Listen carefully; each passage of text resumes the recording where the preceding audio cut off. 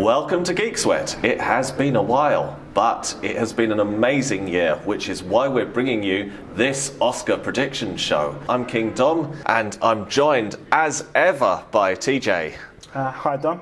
Hi TJ, it's been a while, hasn't it? Dusting the cobwebs off over here and unleashing the mic once again. So yeah, great to be back in the room talking film and TV with you again. We've got two brand new additions to the Geek Sweat family. Lizzie Disney. Hi. Hello Lizzie. I'm lurking in the corner here.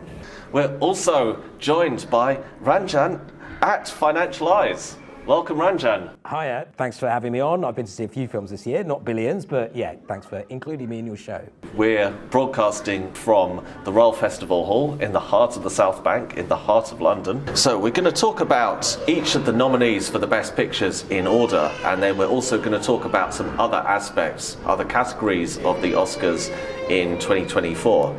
But before we begin, it has been a really extraordinary year for the Oscars, hasn't it, Lizzie? It certainly has. I know I'm very fortunate. I've just this year got a cinema membership, so it's allowed me to go and see so many of the films that are up for nomination. Compared, I think, to other years, this has been an absolutely stellar year with films. The number of really good quality films that we've been able to enjoy this year. TJ, has it been an exceptional year for film? Yeah, I think so. What I've noticed is the real exceptions is we've come out of the restrictions of films that were released during the pandemic, which we could only see through streaming and we couldn't go back to the cinema. Obviously, Tom Cruise is responsible, in quotation marks, for the resurgence of cinema going. But I think what we're now seeing is like a steady, consistent release of new feature films and independent films of all ranges and sizes. But I would say that there seems to be a slight tonal focus on writers' lives and living inside that kind of restrictive pandemic culture that we're probably seeing elements of in our feature films, which we would probably dip into later on in this episode. Excellent. Well, without further ado, let's talk about the first of the films that we're going to discuss in detail, which is The Holdovers. The Holdovers is nominated in 5 categories. Best Picture. It's also nominated for Best Actor, Paul Giamatti. It's also nominated for Best Supporting Actress, Divine Joy Randolph. It's nominated for Best Screenplay, David Hemington, and Best Editing by Kevin Tent. So, what was your impression of The Holdovers? Can you give us a sense of this film to begin with? It's about a cranky history teacher at a remote prep school who is forced to remain on campus over the holidays with a grieving cook and a troubled student who has no place to go. So The Holdovers is actually a coined phrase which is a response to people who go to boarding school and they, for some reason or another, if maybe they failed their semester and they have to do resits, or their parents have no need for them to come home, they just stay on campus during the summer or winter period, which is a strange phenomenon. And 70s film with, ironically, a specific 70s aesthetic in the film style, the credits, and obviously the period costumes. Yeah, so the film is set in 1970, which sounds like a really long time ago, but I did some research and I found out that was the first year that the current president of the USA held elected office. Oh wow, that's Joe Biden? That is Joe Biden. Cool. Joe Biden first held elected office in 1970. Nice. So it's not as long ago as it seems in some ways. You are so polite. Honestly, I know this is not a political show, but yeah. So Joe Biden's been in office for over 50 years is what you're telling us. That's what I'm telling you. In election year. Brilliant. But that is maybe one of the ways that the film still has some resonance. He's a bit of a holdover, isn't he? He is a holdover. Yeah. Well, I mean, the holdovers are him and Donald Trump. Yeah, definitely. They are the holdovers.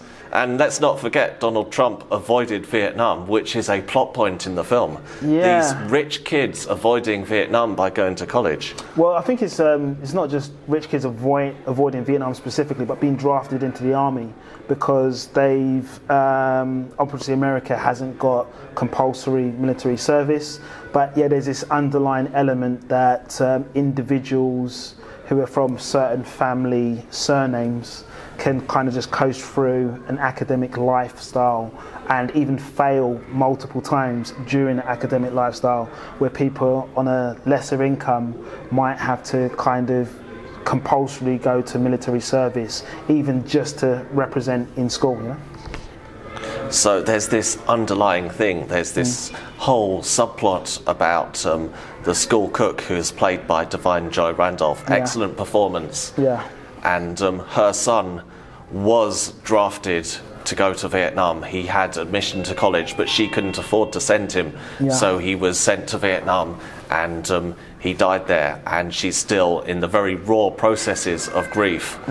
So that's the heart of the film, you could say, or one of the hearts of the film, is her character arc, how she's dealing with that grief and suppressed emotions as well. How does she feel about this institution where she's serving these rich kids, some of whom are pretty obnoxious? Yeah, I mean, there's one like arsehole character in it called Teddy Kuntz, who I think that name is probably given to him to kind of reflect. He's a bit of a Kuntz. Yeah, he's a bit of a Kuntz. That's by a new starlet called Brady Hepner, and we've got an Angus Tully character name played by Dominic Sessa, who two sides of his kind of... Shout out to the Dominics. Yeah, there you go. And there's like there are two sides of this rich white boy fence, where one person is like a prodigious American football talent, I think it is, and he's not making his grades, but everyone knows he's an excellent athlete. And then there's this other kid who he's actually done very well in his academic semester, but the problem is his parents are separated, so the kind of family life for him to go back to is just not there anymore. So he ends up being forced to stay because his mother, his birth mother and stepfather are not ready to take him home. So over the course of this film, this character becomes almost part of a surrogate family with Paul Giamatti's teacher. As a surrogate father. As a surrogate father, and Divine Joy Randolph almost as a surrogate mother. And they have this quote-unquote family Christmas dinner together. Yeah. I mean, it's an interesting performance from Paul Giamatti because he's kind of loosely connected with this stereotype of apprehensive middle-aged men who might have a slight problem with alcohol and social inclusion. And I feel like there was some notes that he took from Sideways, a film that was also nominated a few years ago. But I think in this film, it's kind of like you're starting to discover how tradition can kind of lock you into a certain fixed mindset. So in terms of performances by Paul Giamatti, how do you rank it? Do you think it's his best performance? It's hard to say. I know we did this TV series called Billions in the last 2 years, but I feel like the Holdovers, I don't know, it feels like it's a nice film to watch. It's a nostalgic film about America, and it's a telling film about how rich people have kind of always got away with things, and they also kind of tell and fabricate lies to kind of get their own way and manipulate people who are less fortunate themselves. But I feel that in terms of is it good enough for the Oscars, maybe from a cinematography point of view, I thought it was very picturesque and it was, many times. Especially the bit where they were walking around Boston. The whole way they dressed the set, it was excellent. So I was really confused why he didn't get Best Cinematography and Best Costume nominations and ended up with Best Editing, because I wasn't really sure about the transitions. I didn't think they were that great. Yeah, that's interesting, but it's the Oscars. It always throws up these random inclusions, random exclusions. Yeah, but I think if there's a big shout out, I'd say maybe Paul Giamatti for Best Actor is that crowded field this year. Yeah. The Divine Joy Randolph, I think it is, she gave a great performance, but I think there's one specific female performance that's going to blow everyone out of the water. So. Well, we'll come back to that. She's a shout in that category. Yeah, but I just think who she's up against, like, it's a very, very strong supporting actress category this year. Yeah. So finally, there is a bit of discussion about Paul Giamatti's character, because he has this wandering eye, and the director, Alexander Payne, has refused to reveal how they did this. Yeah, because I was watching the film and I thought, has Paul Giamatti got a wandering eye in real life? Because I never noticed that before. But I think they did some kind of globular makeup thing with a prosthetic eye, I'm sure of it. So how do you feel about like a performance that's like assisted by prosthetics or assisted by CGI even? I mean, we could talk about like Bradley Cooper portraying a Jewish person in Maestro with the prosthetic nose, but I feel like Giamatti and the director shouldn't be criticised because this is a fictional character, and also he is not trying to race swap the actor for the character role. But I think it's just an interesting thing to look at because I think it adds to the character and the fact that this is an imperfect man, so to speak, with his own insecurities in a seemingly perfectly coordinated boarding school world. And ironically, he even gets manipulated into being the holdover teacher because he doesn't have the social awareness to understand another teacher's lied about a mother being sick, to drop him in the category of his turn to do this kind of almost, it's a thing that kind of basically kills your holiday time basically. So yeah, I admire it, and yeah, it was a good technique whatever way they used it. Great, so our final verdict is The Holdovers, technically excellent, it's an enjoyable film, it's a moving film, but perhaps not strong enough to make an impression in this very strong year. Yeah, except only in the Best Actor category. I just feel like it's just got nominated in 2 categories it shouldn't be nominated. If it was Best Cinematography, Costume, it'd be in a good place. One thing I'd say in the summary point is, if you like the film Dead Poets Society, it's got a lot of the vibe. I was going to ask about that. Yeah, so this idea of like rich kids overcoming personal trauma and obstacles with this kind of adult mentor who's kind of seen it, done it before, and has their own hidden trauma. Yeah, if you like Dead Poets Society, this is going to be an excellent film. Well, now you've made me want to watch it even more because I love Dead Poets Society. So. Cool. Thank you for that. So our next film that we're going to talk about is American Fiction. American Fiction is also nominated in 5 categories.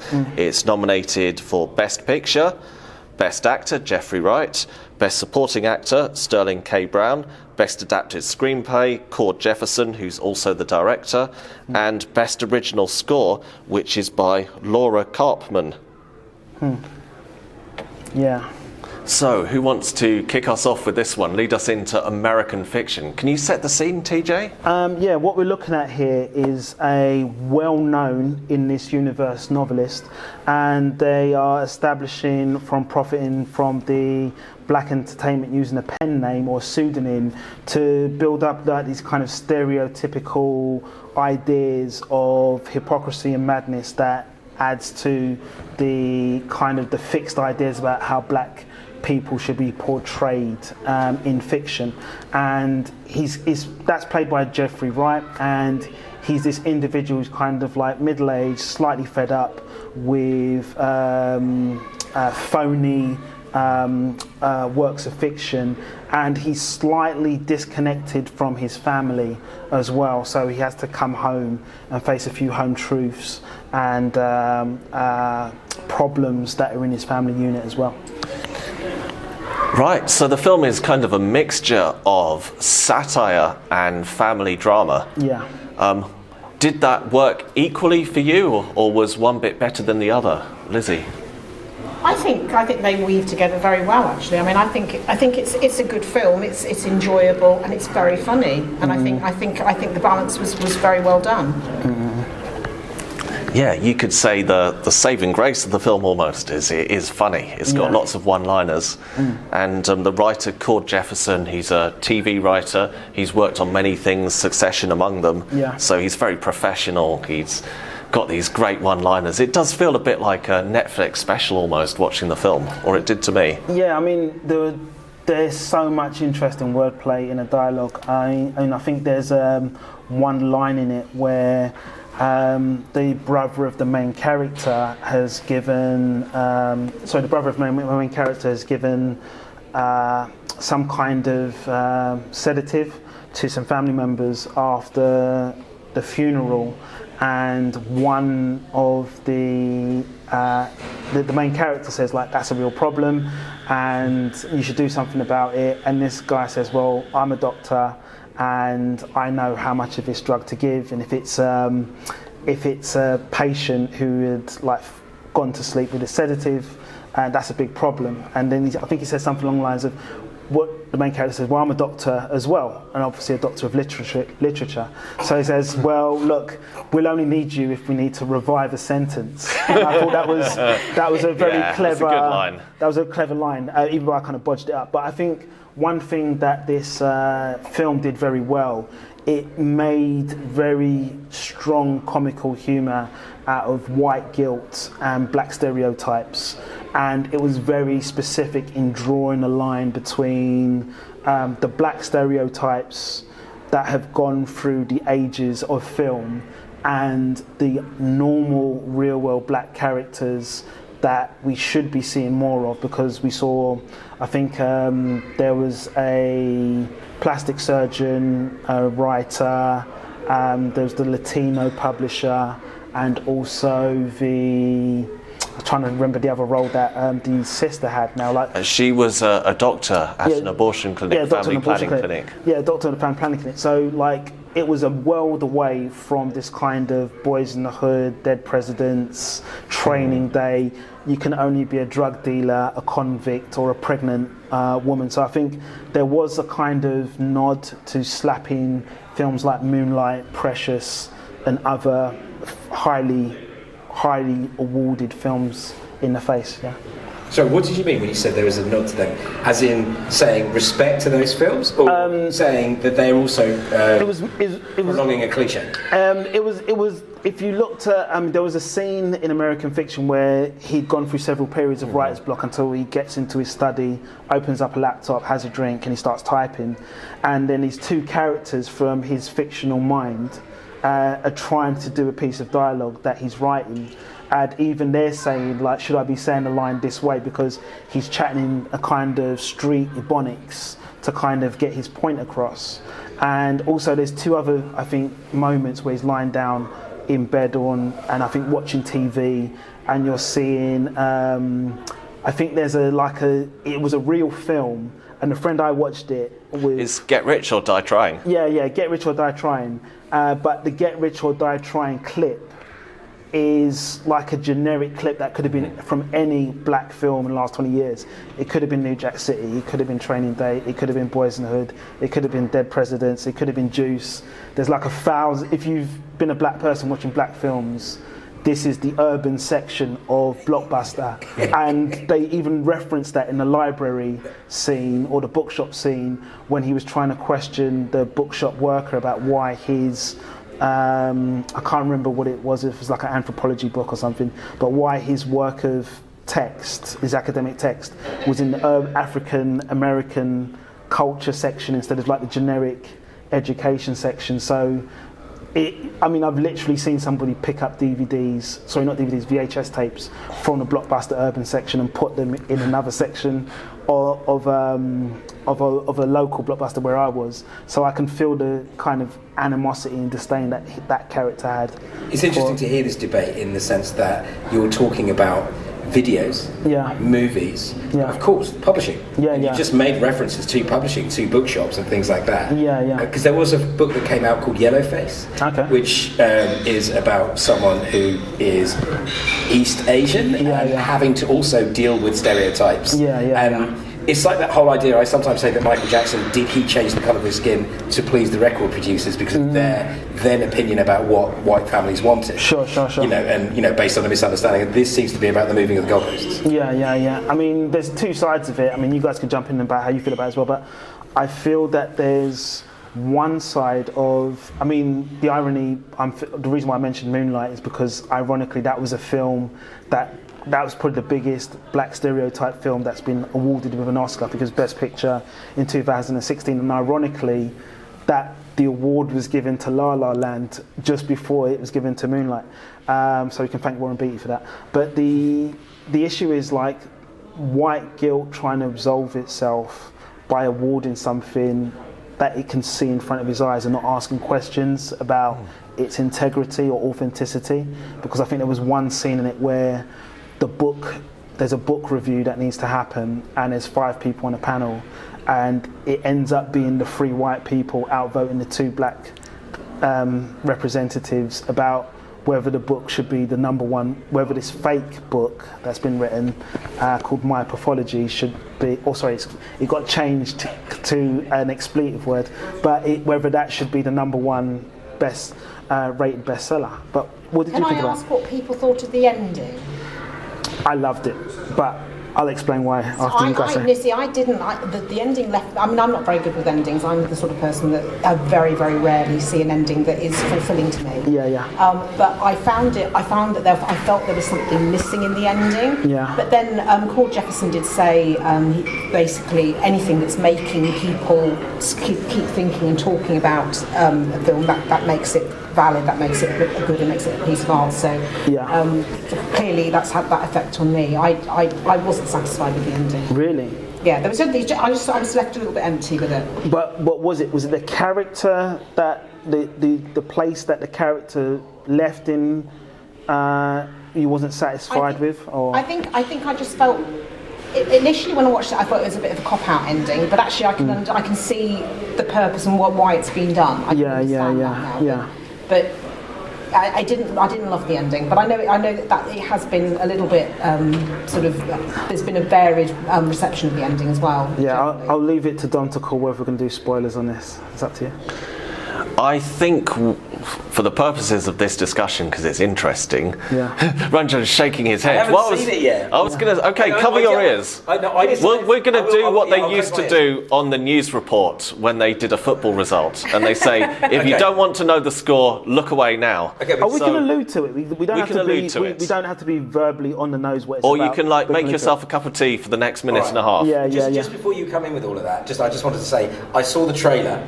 I can't tell you how much cringe I felt when I watched the trailer. Someone who's seen it, I think it was maybe you, Dominic, told me that the film is actually not really about the stuff that's in the trailer. It's about like a real life and this type of thing. But you are supposed to see some and feel some of the cringe and understand which direction it's coming from. And it's gatekeeper cringe, isn't it? Gatekeeping, isn't it? Gatekeeping, yeah. You know, and that is a big deal. You know, who regulates the regulators and stuff. Exactly. Like that. And the thing is, sometimes it's not just about the gatekeeping, but the fact that you're playing up to the gatekeeping, and it's product and demand, you know. Okay, I'm going to close my ears but not my eyes. Yeah, go ahead. Right. You may do whatever allusions you want to. Okay, so TJ, you can talk about the ending now. Okay, so the interesting thing about American fiction is it's a story that offers you 2 false endings and 1 real ending, and the idea is it's trying to highlight the fact that there's an ideal ending which may be seen from the perspective of an oblivious, slightly privileged, slightly obnoxious white male director, and that white male director is currently filming something called Plantation Annihilation. So I'll leave you to think about what that is as a horror film. And then there's a second ending, which actually would be the ideal ending for the character to resolve his issues and his love interest, funnily enough, and absolve him from the guilt and just make him a better person and individual. What ends up happening is those 2 endings are removed, and we end up in this next space where he doesn't resolve his relationship. He still comes across as potentially being an arsehole, and the idea that it's his destiny to become the father that he was so hard trying to impress, and who was a flawed character. So it ends up in this area where we have an ending about which retains the flaws and compromises that have to be made to get things done and to achieve success or get over the line, as opposed to everybody's boxes were ticked and everything got neatly rounded off. And I kind of like that because it feels closer to real life and the moral ambiguity and choices that people make. You can come back now, Ranjan. So there are a couple more things we need to unpack with American fiction. It's based on a 2001 novel called Erasure by Percival Everett, and that novel itself parodies a previous work called Push by Sapphire, which was published in 1996. And the writer Sapphire is parodied as the character of Sintara Golden. So we're dealing with a trope of something that's about 30 years old. Her book Push was made into the film Precious, which was a big hit.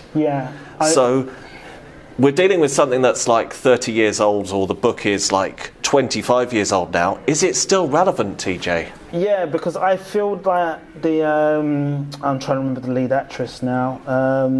There was a character in it called Sintara Golden, and I feel that the book that she reads in a trailer, and that has propelled her to a different level of status, because she mentions that she's a graduate who was a first reader who goes on to be this acclaimed novelist. It's definitely kind of a nod and a wink to Precious and how that was made. And I feel that what the main character, the book that he pretends to write, or with the name Stag Ali, it feels like that's a reference to it's a murder ballad. Moonlight.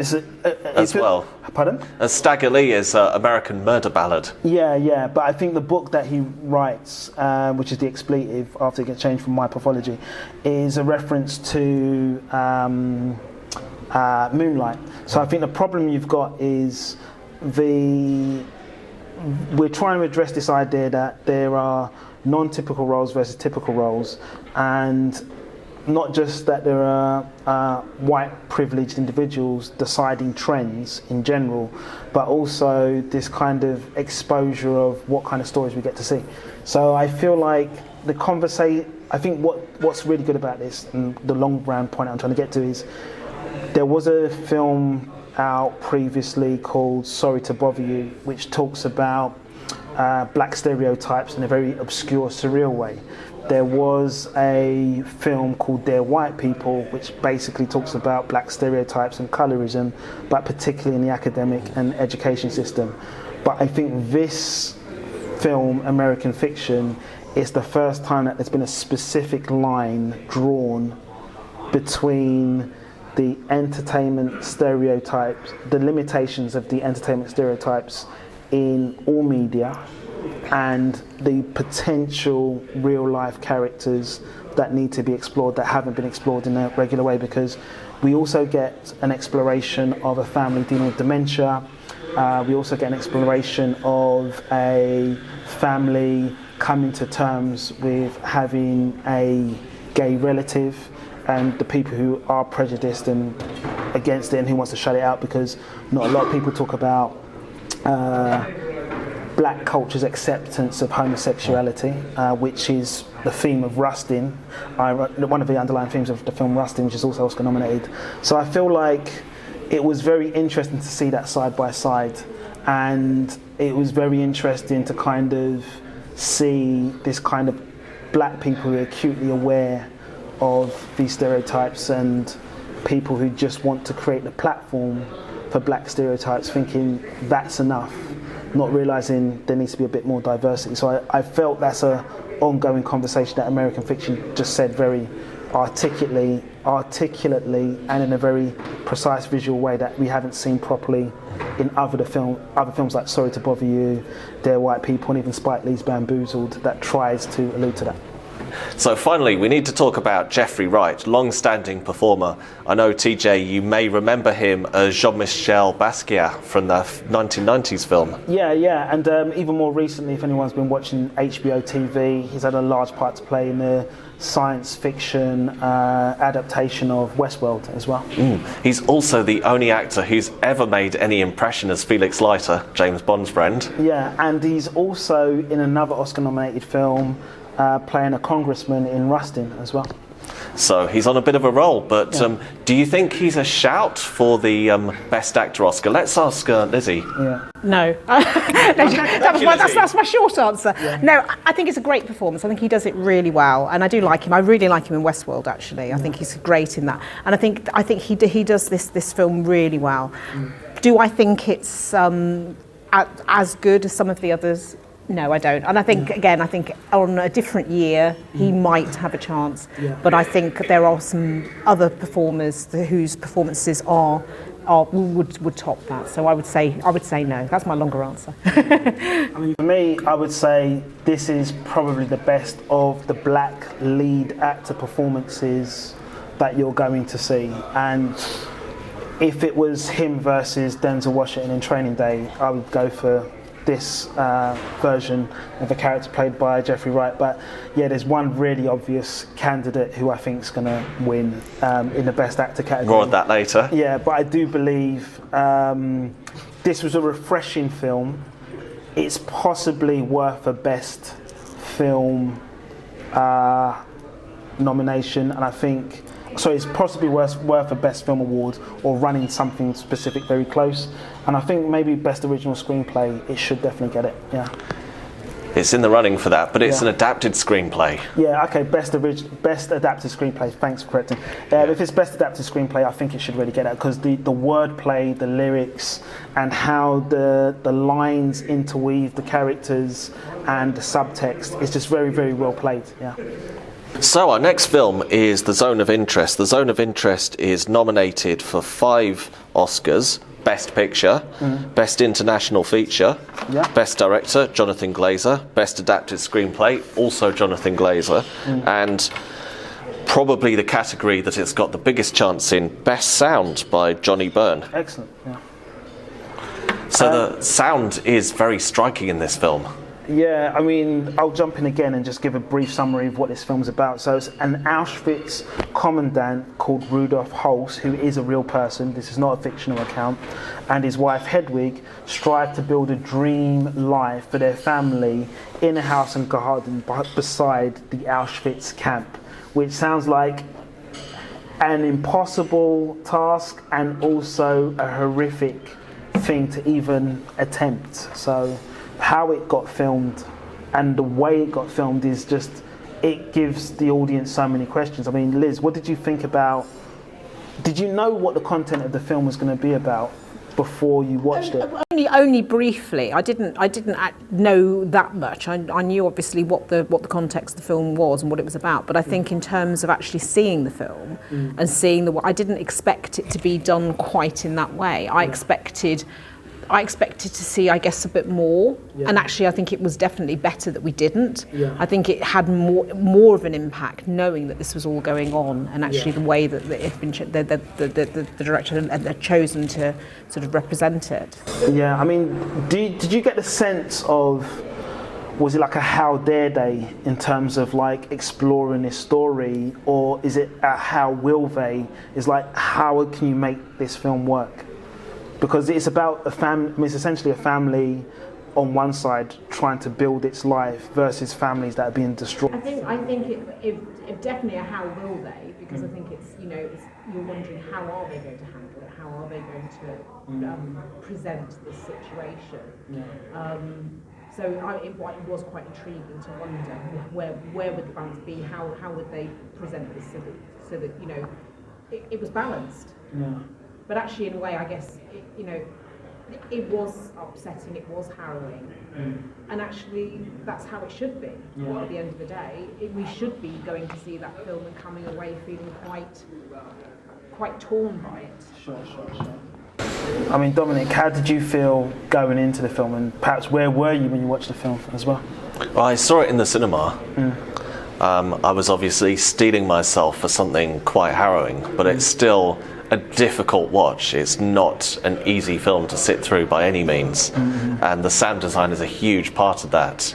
Just the horrors that you can hear just the other side of the wall that you never really have any respite from. Sure. In fact, there is some brief bits of respite in the film, and I wasn't sure about them at the time.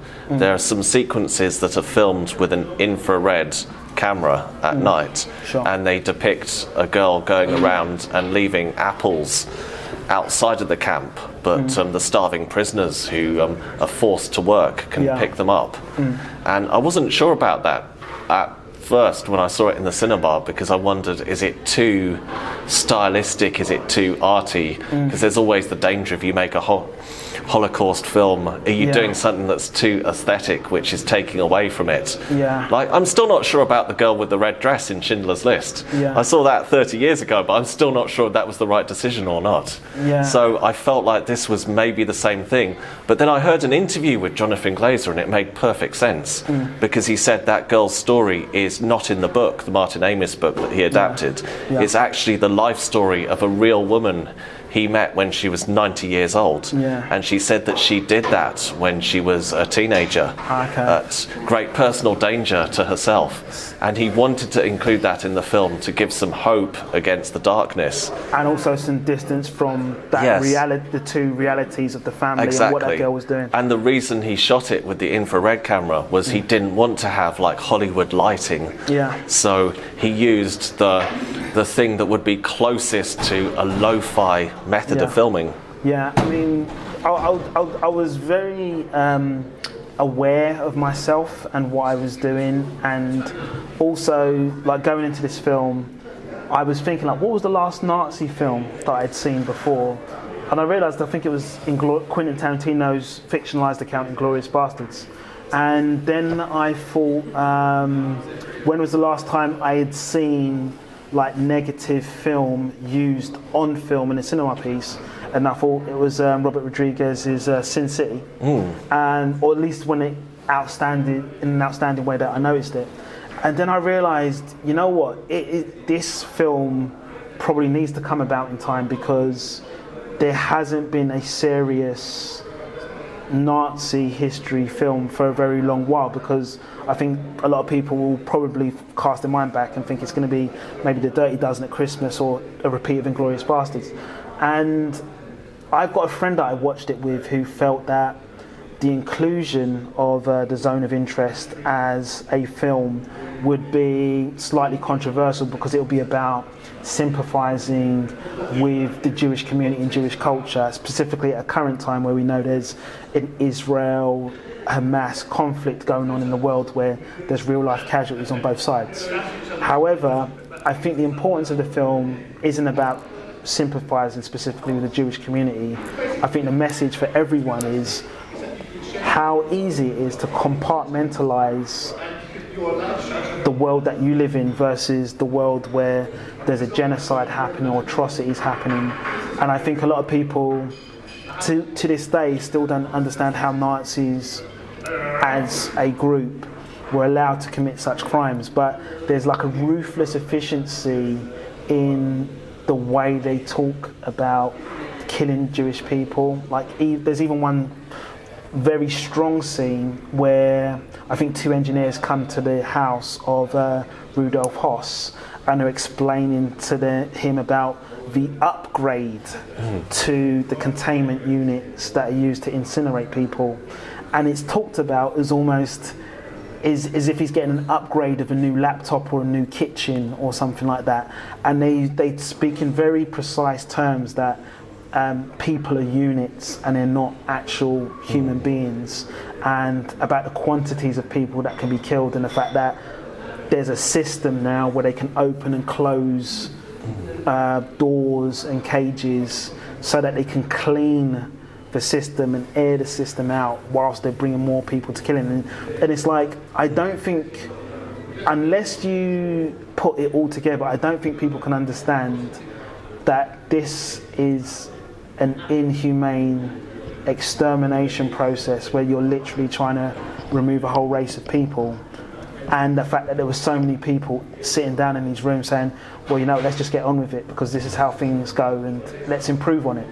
And it's really hard to sit down and hear that conversation and know that humanity had got that detached from itself to be in that kind of vile state.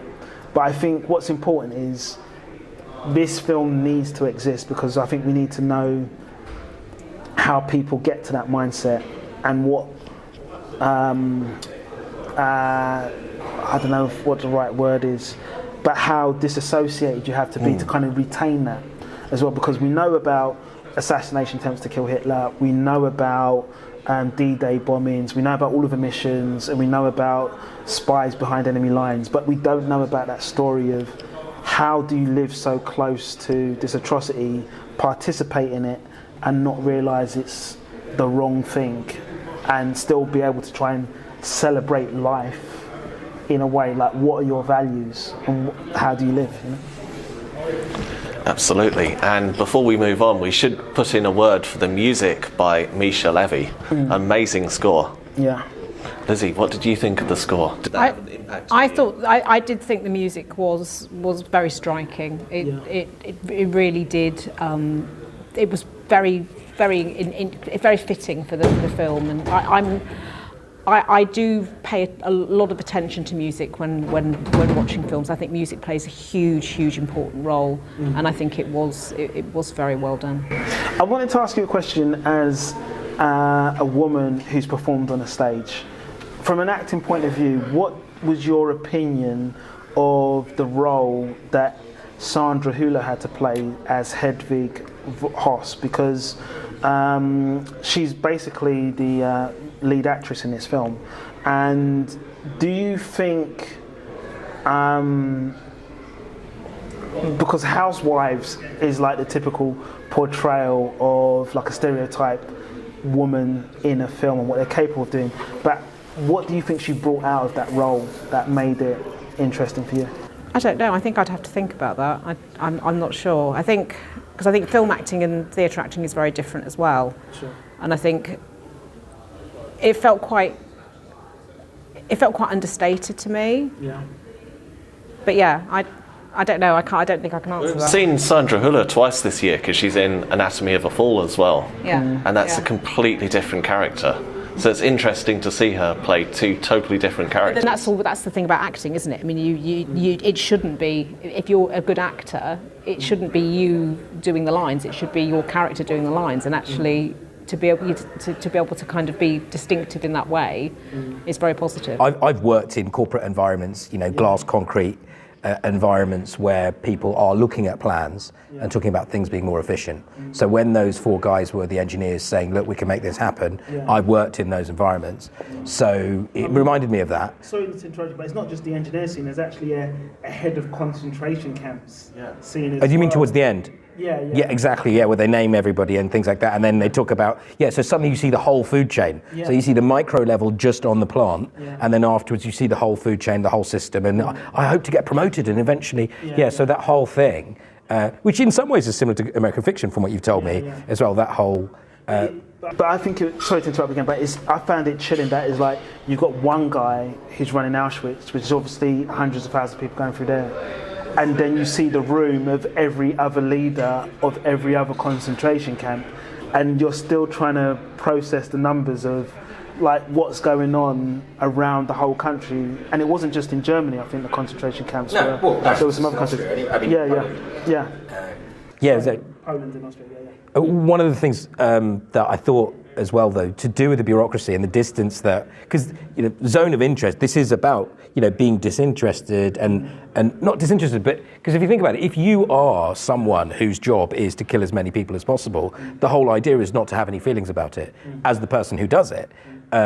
So if you're at work, being a professional in so many ways is about having that distance and things like that. So when you have things like the Eichmann trial, where he gets kidnapped from Argentina and then put on trial and things like that, I think you have the notion of the desk killer, the person who's a bureaucrat.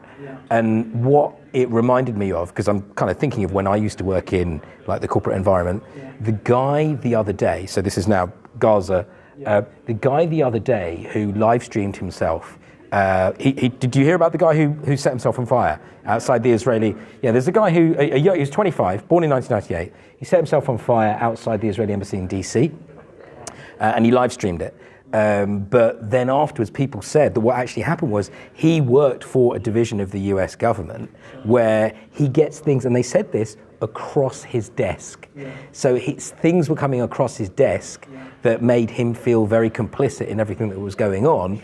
And so every so often you have this thing where someone has a conscience and can't unthink what they've seen, which is the exact opposite of what was being shown in this thing, where you could have everyone, what is it, the vultures, like Predator's Ball, where everyone's just around the table doing that. It's really absolutely amazing the way in which all of these things can exist at the same time. And I think what you said, imagine it were selected for whatever reasons to do with showing sympathy to victims of the Holocaust, but at the same time, it's going to have almost the exact opposite effect because it's going to sensitize you to genocide, which is a good thing.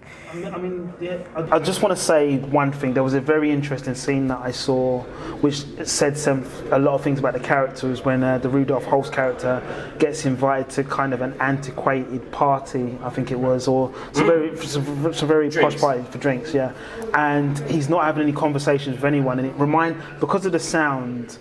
And the sound's very important. I think this is going to be a great pick for Best Sound Oscar. It reminded me of The Graduate, where from the 70s with Dustin Hoffman, where conversations were overlapping other conversations, and you couldn't really distinguish anything. And I think what I found interesting was this character who you've been following, who remained remote and very distant from everyone else, was now suddenly just walking through this crowd and not really picking up on anything that anyone was saying. So that the zone of interest was also about the zone of hearing and the zone of listening.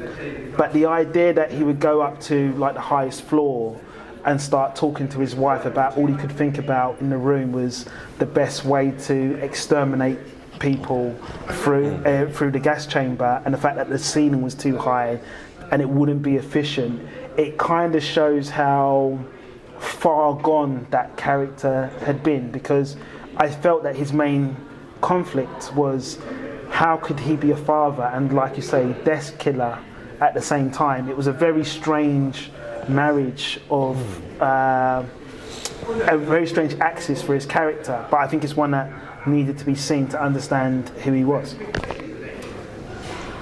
Oh, and one other thing I wanted to add, last thing. There's a Swedish director, I think it's called Roy Andersson. He made a film called Songs from the Second Floor, and I think what I really noticed about this film, they were very good at shooting liminal spaces.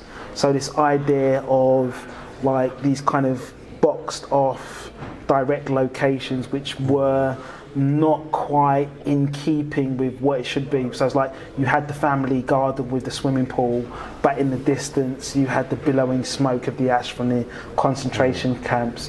Even when there was that scene in a negative that you saw where the young girl was placing the apples into the kind of the coal pits and the mounds. It was the apples were the bright light amongst the dirt. But in the background, there was the train coming backwards and forwards, which is obviously bringing people back and forth, which you're still trying to get. It's helping you get an idea of the numbers and the scale, but it's just constantly happening. But once the train passes, the smoke is still there, and it makes it look like the forest is on fire. The forest behind is on fire. So there were some very interesting pictures, and that will stay with me as a result of seeing this film. It's definitely a very haunting, memorable film. Exactly. Super Führer Hoss was a real person. He was a real person. That's not included in the film, but he killed his family after the end of the war. Wow. Yeah, he executed himself in the family, but it's not that detail is not included in the film. Did he? Yeah, because he committed suicide. But are you sure? Wow. Yeah. But I think the interesting thing is,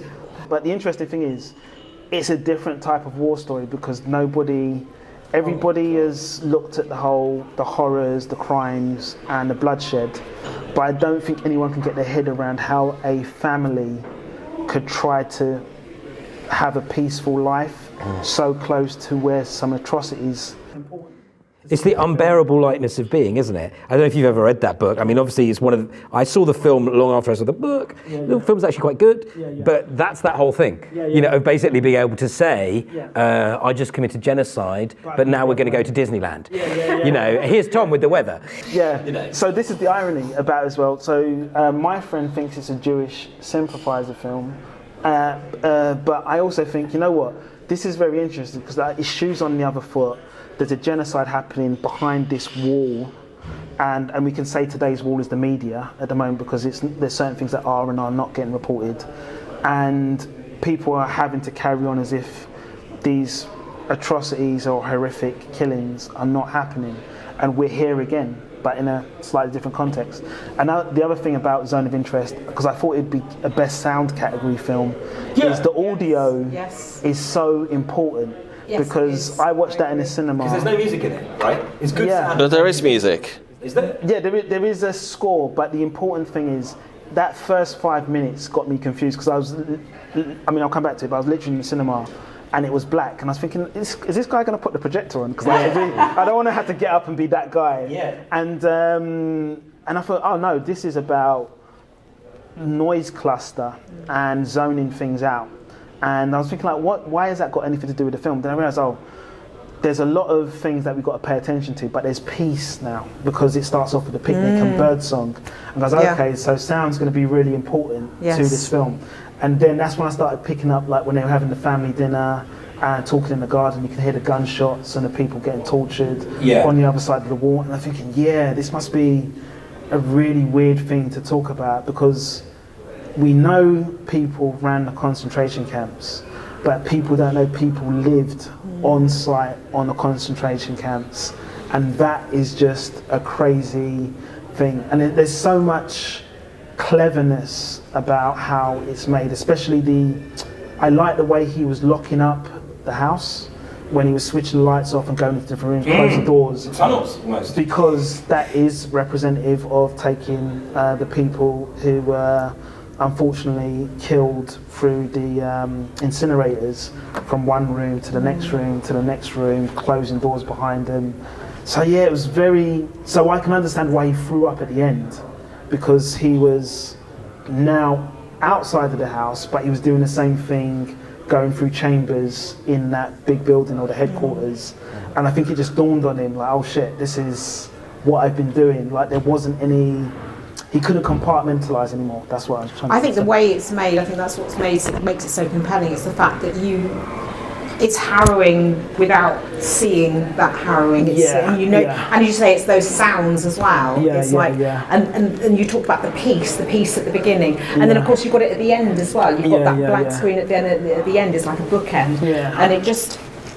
You know what's happening, but you're seeing it from a totally different perspective. Yeah, I think that if there was an Oscar nomination for titling, that is the best title for the context of the film out of all of the films that have come out, because it's not just about zoning out of sound, but just like people keeping in zones and lanes and just being blinkered. So now we move on to the most talked about event of the year, Barbenheimer. Bit of light relief there. Yeah. Well, apart from the atomic bomb. Okay. So we are gonna unpick both of those films one after the other, but let's first start by talking about the entire Barbenheimer experience. Yeah. So, Lizzie, I believe you partook of the Barbenheimer experience. Absolutely, fully, yes. So, release day, I went to see both films. I one after another in the same cinema, in the same seat actually, funnily enough. Can I ask which came first? I'm going to go on to that because it's very important. This is very important. So I also dressed up. So I'm actually wearing my Barbenheimer outfit today that I wore for the event. It was obviously the cinematic event of the year. Obviously can be well received by the listeners. I'm sure they can really appreciate what I'm wearing. So I started, the first showing of the day was about 12 o'clock, and it was Barbie that I saw first, and then followed by Oppenheimer. And I know that this is actually frowned upon. Recommendations have always said to go and see Oppenheimer first and see Barbie second, because obviously otherwise you're having this sort of really sort of intense experience at the end and going out. And actually I think that's the point. I think to have seen if I'd seen Oppenheimer first, I think, and then having Barbie afterwards, it just would have been just completely the wrong order. I think it's really good that I came out of that cinema with this feeling of like intensity and the gravity of it. It was huge. It really was a compelling film. So I think the fluffiness of Barbie first, and get that over and done with. I mean, I did love Barbie, but they really are chalk and cheese. And I think to really pay tribute to the wonder that is Oppenheimer, you will get the impression as we go through how much I like that film. I think it was important to have that last so that it really stayed with me when I left the cinema. And how many times have you seen Oppenheimer? Oh yes, so I have seen Oppenheimer 5 times. I've seen Barbie 3 times. It is because I have a cinema membership with free tickets, so I was able to do that. But I certainly really loved every time I went back to see Oppenheimer, and actually got different things from it each time I went. Cool. Wow, I mean, TJ, you're the Christopher Nolan fan, but I think even you've been out-Nolaned this time. Are you a Christopher Nolan fan? He never misses. I love Christopher Nolan, I have to say. We are going to get on. For me, Nolan only makes hits, and alongside people like Denis Villeneuve and potentially Quentin Tarantino, he's one of a few directors who actually makes a better film as he goes along in his career. So, but obviously with Christopher Nolan, he's working with bigger budgets each time. If you compare what he did from Following to Memento to Interstellar to Oppenheimer now. I think my experience of the Barbenheimer phenomenon is I was just sitting back and watching it and seeing how a lot of men were seeing watching Barbie as the new badge of honor for feminism, and trying to make it seem like they were detached from the manosphere, as it were, and into all things about that were pro-women. But I think the interesting history of the film about who had copyright ownership. A lot of people may not know that Amy Schumer was the original name and executive producer, who would have been the lead actress, who was interested in the film and actually held the rights to the property before it came to Greta Gerwig. So I think the Amy Schumer version would have been a more Sex and the City, dolled up, designer logo, brand heavy version of what a Barbie story could be. And I think it's very interesting, Greta Gerwig gave it a grounded kind of social influence character dynamic. But I always felt that why not both? I don't think you should deny yourself watching one film because you're a man, woman, any other type of gender, or you have a political type of leaning. I think both films had something to bring to the table. My experience of Barbenheimer is I did make a conscious choice to actually watch Oppenheimer first and then Barbie later, but I didn't watch them same day. It was like weeks apart. And my experience of it was people who wanted to watch Oppenheimer, it felt like they just wanted to watch it in the first 2 weeks of it coming out, and it felt like people who wanted to watch Barbie were wearing the costumes like weeks after the premiere date. So it was like a thing where I did get to see the pinkathon, as it were, and I wore a pink shirt as well on the day to get into the spirit of it. But I felt that I liked the fact that the Barbie film could laugh at itself and give nods to other films, references such as Space Odyssey 2001, Grease, Rocky, and several other films, if you look at the Easter eggs of what the characters explored and where they physically went with the film. And Ranjan, were you swept up in the Barbenheimer hype, or were you a conscientious objector? Yeah, I was against the idea of the existence of the film that was Barbie, but then I saw a trailer and I just thought, oh my God, this is so funny, so clever. So first I saw the 2001 reference in the trailer, and then I saw the other one which actually had some dialogue in it, and I just thought, oh my God, this is the next level, this is so funny. So I went because I just thought this is going to be so funny. It has to be. I think there was a Matrix reference in the trailer as well, wasn't there? Don't know because I've never seen The Matrix. We've never seen The Matrix. Yeah. Let's cancel So the just take a podcast minute now. to unpack. That was full disclosure there, wasn't it? I'm really apologise to the audience if they had to listen to that. If you've been affected by any of the issues in this podcast, call this number. I think it's on at the Prince Charles at the moment, so I've been forced to go and see it next week, I think. Wow. For similar reasons to your disapproval of my my recent disclosures. Yeah. I mean, I'm just waiting you to say that you didn't even see Star Wars next, you know. Yeah, I mean, I saw Star Wars on the telly, and I think I saw Return of the Jedi in the cinema. You waited till it was on TV before you watched Star Wars. I was born in 1977. So I think it came out. Why didn't you see it as a baby? That's no excuse. Yeah. I'm starting to, I'm not sure if everything adds up in terms of people. If as many people went to see Star Wars as say they did. Yeah. Oh, yeah. Conspiracy theory, I like that. But yeah, so I thought Barbie was amazing.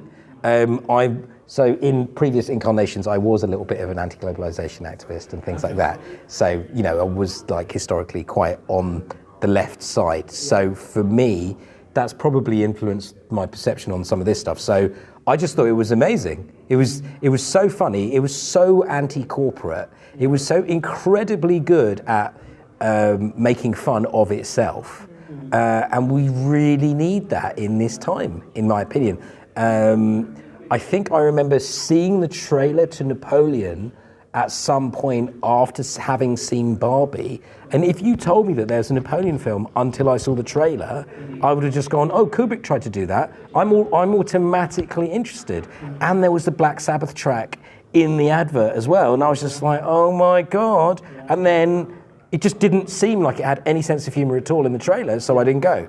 So in the same way, Barbie was just so funny on so many levels. I've only seen it once, but I just thought it was like watching The Simpsons in that hundreds of gags every second. Visual gags that take real effort, and you're not always going to get them, and it was just going off like that. I thought it was great like that. Yeah, I think there was one interesting visual gag. I think they drove past Mount Washington, I think at one point, and instead of it being the president's faces, it's the dolls of, I think it was like Bratz, Cindy, and the other one. So it was like all of the historical doll figures in world history.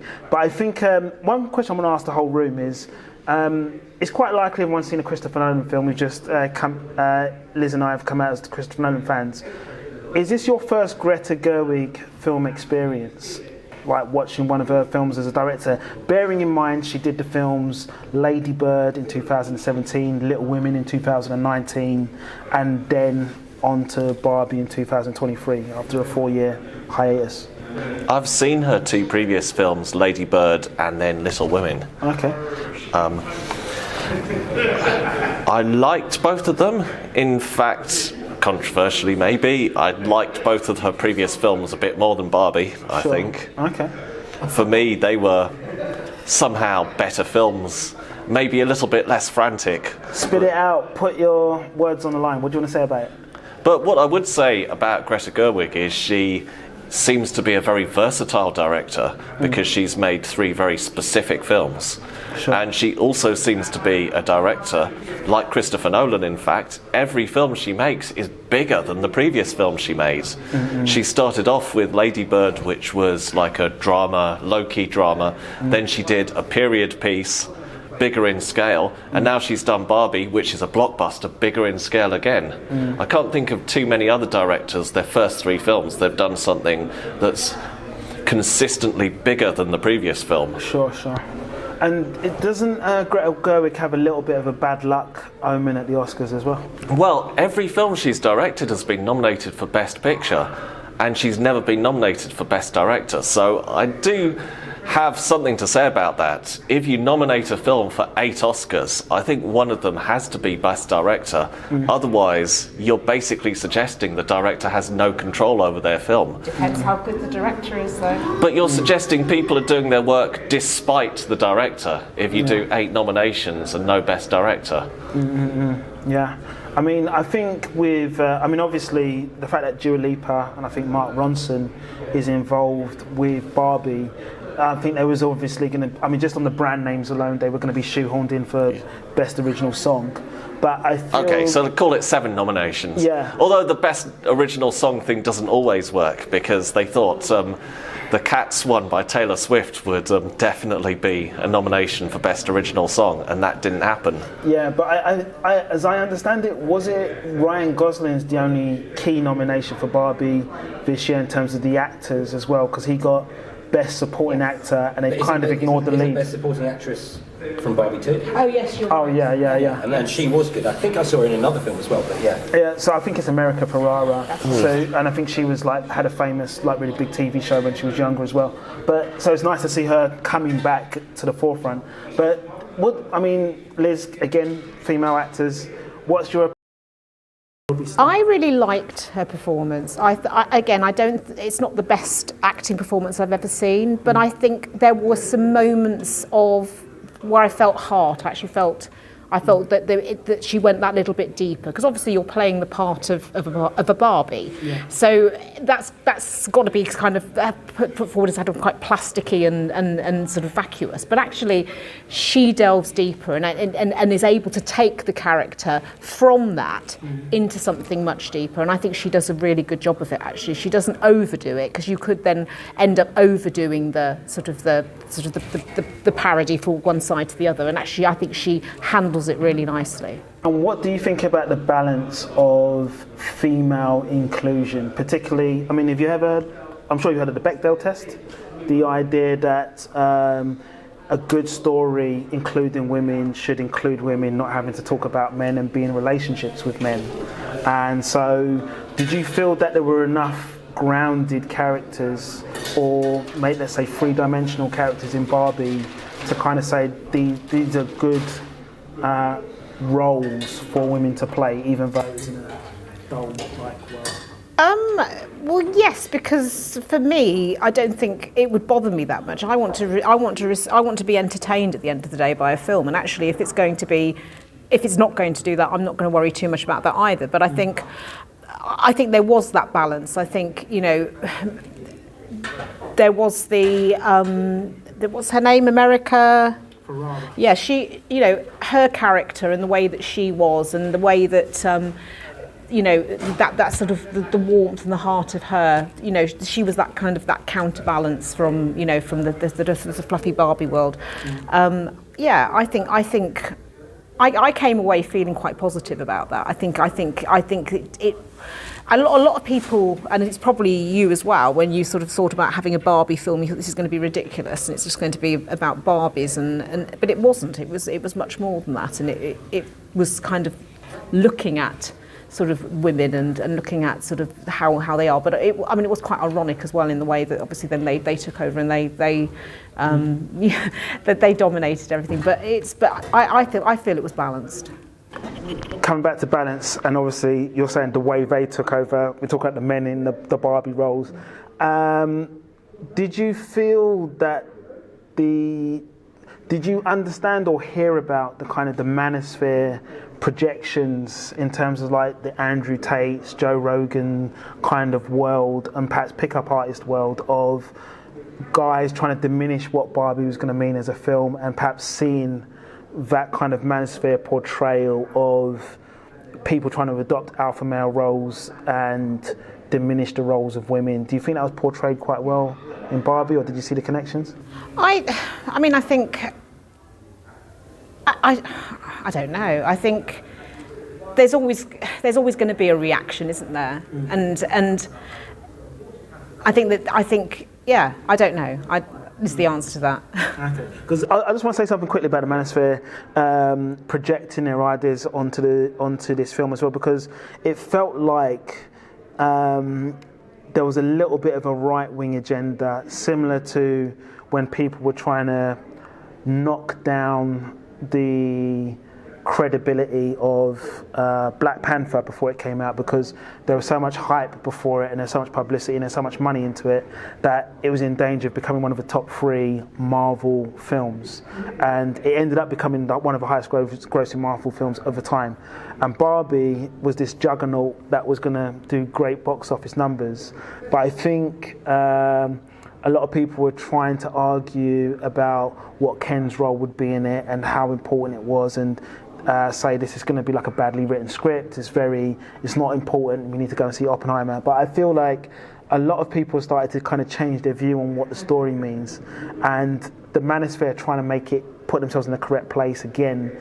I can't remember the name of the podcaster, but he was trying to say that Barbie reinforces the traditional female 50s role models and stereotypes and family tropes, when I don't think that's what Barbie was about. I don't think Barbie was specifically about Make Me a Sandwich housewives going back, who try to be independent and then go back to being Make Me a Sandwich housewives.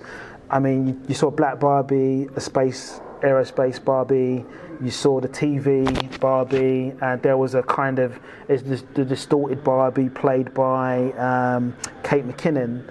But I think the idea was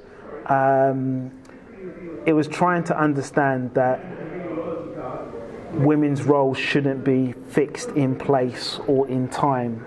That even though women are trying to be independent, or women can express themselves in different ways to make themselves be independent, there isn't one specific way to do it. And I think that's the negative of Barbie, that Barbie's unfortunately encapsulates in a physical space and time what it is to be like an ideal woman, because of the figure eight shape, the high heels, and the... True. Are you talking about Barbie the brand or Barbie the movie? Barbie the brand. Right. Sorry, the film is looking at how the brand made a mistake of fixing what an ideal woman and perhaps feminism should be, because Barbie is a doll and it can be made into any model, and unfortunately that model for a very long time was white, blonde hair, blue eyes, arched foot, has a boyfriend, and also has a particular kind of look and idealistic looking friends, like athletic looking friends. And that, even though it's something to aspire to, it shouldn't have been a fixed model of what... No addresses that, but you were talking about how the right wing critique, whether it's the Manosphere, because it's also not just the Manosphere, because I remember seeing Camilla Long write an article about it in the Sunday Times, basically saying this is not feminist, blah, blah, blah, blah, blah. So you've got neoliberal white feminism as well coming in against it too, hardcore, because of the various bits of loyalties in the factions, the oligarchy, whatever you want to say. Exactly. So trying to address your point, if I think I understand it, there are so many people trying to attach their own labels on it before you can just say, look, let Greta Gerwig say what she's saying, and let's understand what Greta Gerwig meant to do with Barbie before we start putting our own labels on it and say Greta Gerwig meant this. It's like Greta Gerwig has a story and it nearly didn't get told because people have their own conceptions of what Barbie was or what this Barbie film could have been, because they're obsessed with this kind of, let's say the pinkathon, and I don't mean wearing pink takes you away from the film. I mean, that's obviously the joy of the film, but I think the song I'm Just Ken and wearing a t-shirt, I am Kenaf, it's very interesting that there was an opportunity to kind of look at masculine identity, and the fact that masculine identity also doesn't depend on being in an intimate relationship.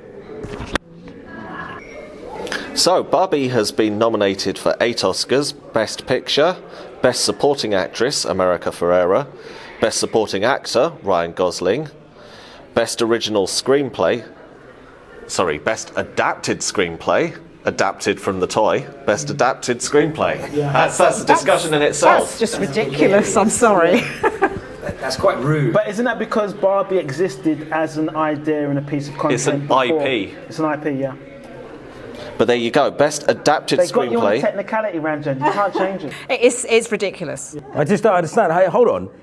So let's say you've got Peter Pan.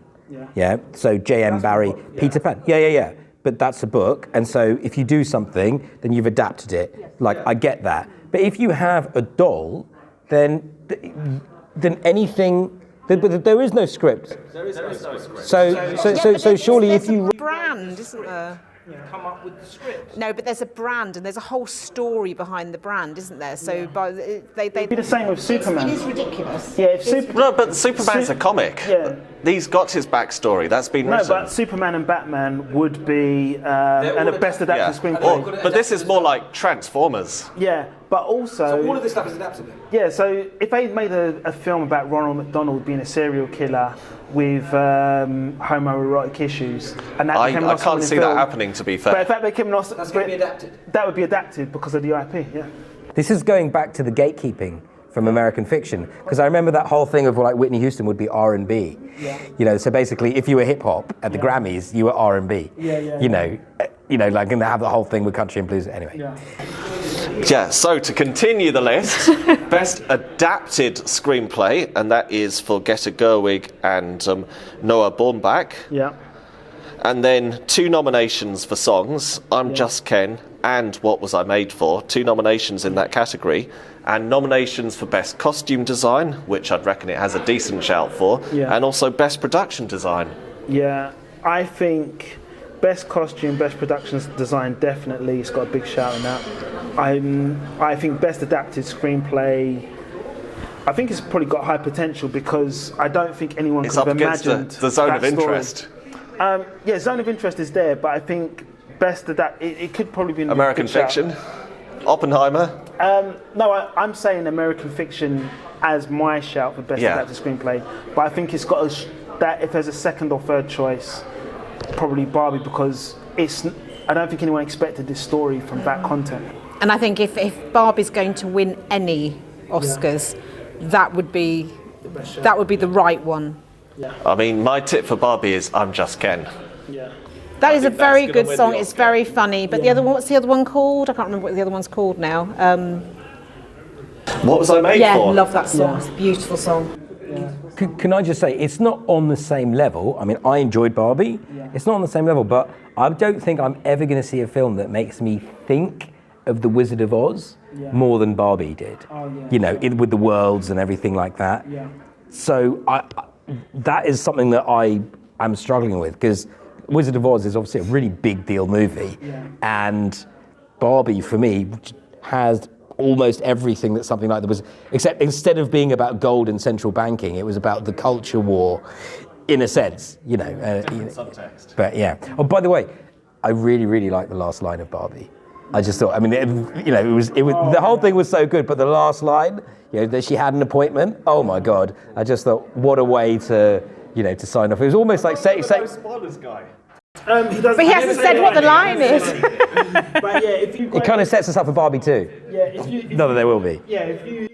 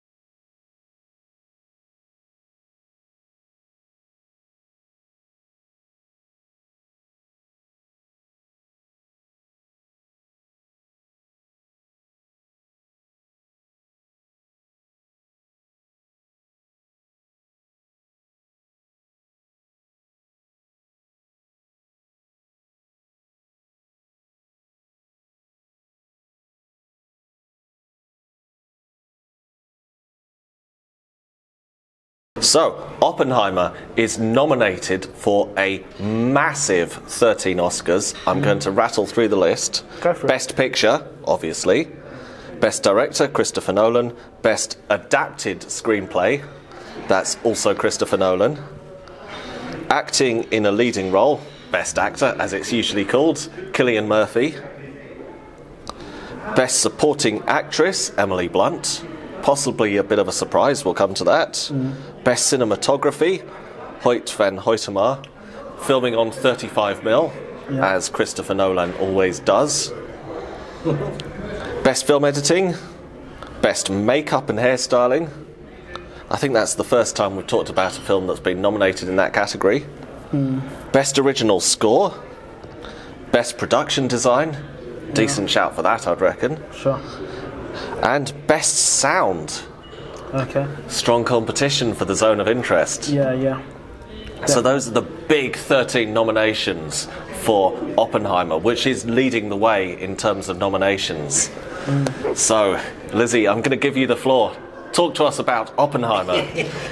Would you like to give me a little bit of a sort of a narrower field, or do you just want me just to explode? That's probably a really bad analogy, isn't it? Let me narrow the field for Dom. So we've got a story about an American scientist called J. Robert Oppenheimer and his role specifically in the development of the atomic bomb. Why was that an interesting thing worth talking about or looking at in a period of history? Well, it's funny because the reason I wanted to see this film was the fact that I am a big Christopher Nolan fan, but also the fact that I think Cillian Murphy is a great actor as well. And actually, the subject matter was of, I guess, of secondary importance to me. I wouldn't necessarily choose to see a film of this nature. I wouldn't necessarily want to see about the life of Robert Oppenheimer. However, once I was in the film, I as you know, I've been to see it 5 times now. I was catapulted into this world, and I thought it was a really incredible telling of the story of Robert Oppenheimer. I think the fact that it has been done so well makes it, I guess, more of interest to me. I think that everything about the film is appealing. So I think it's a beautifully shot film. It's beautiful to watch. I think that there's a huge number of really good acting performances in the film. You know, it's a proper ensemble piece. Obviously there are standouts, but I think, you know, there's big names in the film, and they do an incredible job at portraying the different characters that they are acting as, and I think the direction is very well done. The sound is fascinating, as we know with the Christopher Nolan and his refusal to re-record sound.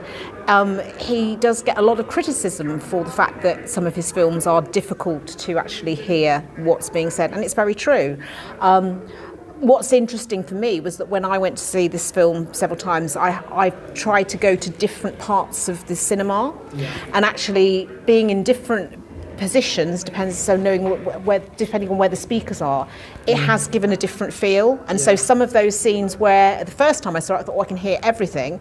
Actually, it was really, really hard in some of the places, and it made it much more apparent that people could find that quite frustrating. But I do think the sound itself, I think, is again, in a similar way, I guess, to the zone of interest. The sound is very interesting to feel the intensity and to the feeling that the sound gives.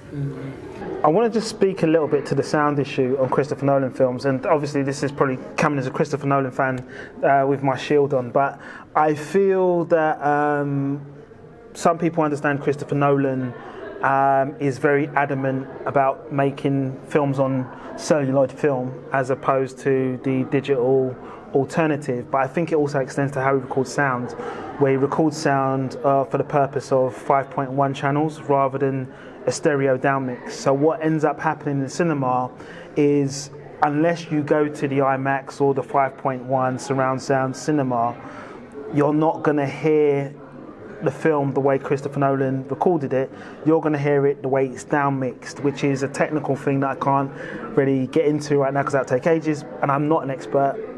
Please put that on the record. But I think that's where you lose the sound of a Christopher Nolan film. I think the only time it really worked was the feature film. What's the mind one? Inception. Because in Inception he played with the sound so people in the audience could feel the hypnosis of going under one level, then another level. So when the waking up happened, the sound came back with a furore crescendo to make it sound like the audience were also coming out of the hypnosis states as well. But I think the big bully point of the film, I think, wasn't just the fact that Cillian Murphy was going to get a chance to show his acting chops as the lead actor, but the idea that the big boys' toys, pyrotechnics, got their feet under the table and gave us the biggest known explosion recorded on film, which is a kind of a James Cameron, Michael Bay kind of thing to promote or be proud of. But I think the issue is a lot of people probably don't understand how hydrogen bombs work, this is the great place to kind of find out about it, because the idea of the atmosphere being ignited and being the explosive dynamite is a strange concept to get around one's head as well. So it's a huge film, a very striking film, but within that there are some very detailed performances by the actors. And I know, Lizzie, you're a big fan of the work done by Robert Downey Jr. in the film. I am, and what's interesting actually is as I say, all the performances are amazing. But actually, Robert Downey Jr.'s performance, I didn't get quite that impact the first time I watched the film. When I went the second time, I was suddenly drawn to his performance, and actually, it is a masterclass in acting. It is wonderful. I feel that he just gets across this sort of nastiness of the character in the way that he portrays him, and I would say he's definitely deserving of receiving best supporting actor in the category. Can I ask you one question about that idea of having to come back and watch Oppenheimer? Did you feel that because of the way Christopher Nolan plays with time, it was hard to see the linear narrative of his story? Because one thing that people took a time to get their head around with Memento is that what happens in colour is a chronological story going forward in time, and in Memento what happens in black and white is a chronological story going backwards in time, and they're spliced together. What we see in Oppenheimer, I believe, is the colour story is the past going forward in chronological time, but the black and white story is no longer the past or the memory, it's actually the future told in chronological time. So it didn't worry me. I think yes, I think it could have been a confusing film for people. I think sometimes I get quite frustrated with films, and I feel that I have to really concentrate really hard because I want to make sure I understand entirely what's going on. I think with Oppenheimer, I just kind of relaxed and then I just received it. And actually, I think you work it out. I think within the whole, as you go through the whole film, I think you work out what's going on and when it's happening. I think certainly it's quite a fast-paced story. There's a lot going on, and actually there were probably things that I missed the first time I watched it that actually then I was able to pick up afterwards. But actually, I don't think that's a big issue. I think people can go and see this film once and actually get a lot from it, without, even if they do miss certain elements because of the way that the story is being told. How did you feel about how they addressed the science of the story? I thought it was really nice. I mean, I'm not a big. I used to be a bit more of a scientist. I thought it was well done. I quite liked it. I liked the fact that they got across this idea of Oppenheimer. He was sort of this really geeky sort of, and it was the beauty of science as well. It was like he almost portrayed science as being poetic. And I really liked that. It got across that passion and that love. You knew that this person absolutely loved what he did and really was passionate about science and actually thought that everybody else should be as well. So one of Nolan's strengths, maybe less commented on strengths, is getting actors to give really edgy and uncompromising performances. And we've actually seen Cillian Murphy before in a Nolan film, in Batman Begins, as the Scarecrow, who's a terrifying character. Evil psychiatrist. Scary. He's also in Inception as well. Oh yes, yes he is. So they have a collaboration that's already established. Is this one their best work together? I'm going to ask Lizzie first and then TJ. I would say yes, because I think Oppenheimer it's now Christopher Nolan's time and Cillian Murphy's time actually. I think this film has been the vehicle with which, because of the work that's gone into it, because of how incredible it is as a piece of cinema, I think this is their moment to shine. I think all of the factors have kind of come together perfectly, and the film that has emerged is just amazing. And I think I would say definitely the greatest. Who knows what the future will hold? Yeah, I mean, just to kind of put it on the table, like where the collaborations cross over. So we've got The Dark Knight in 2008, we've got Inception in 2010, we've also got The Dark Knight Rises, where he comes back as Dr. Jonathan Crane, the Scarecrow, in 2012. People might have forgotten this as well, Dunkirk in 2017, where he plays the Faithful Soldier. And then Oppenheimer. I think there's an interesting or greater appreciation of what Cillian Murphy is capable of now because of the successful TV series Peaky Blinders. But it's interesting to know, if you look into some of the videos that are going viral online, that Cillian Murphy was actually the first pick to play Bruce Wayne in Christopher Nolan's Batman series before Christian Bale made himself available. So That would be a very different interpretation. Exactly. So I think this issue, I mean, that also smacks of the fact that Michael Keaton was trying to be Tim Burton's Joker before Jack Nicholson. But I think the issue with Cillian Murphy is you've got a very talented actor who would probably be hitting all of the right marks if he was a supporting actor, and he would probably have got a lot of supporting actor nominations and awards, but he's not the grandiose name that you would put on the front of a feature film. And I don't think Cillian Murphy's name on his own, like a Robert Downey Jr. or a Matt Damon or an Emily Blunt, who also feature in this film, would bring the money in.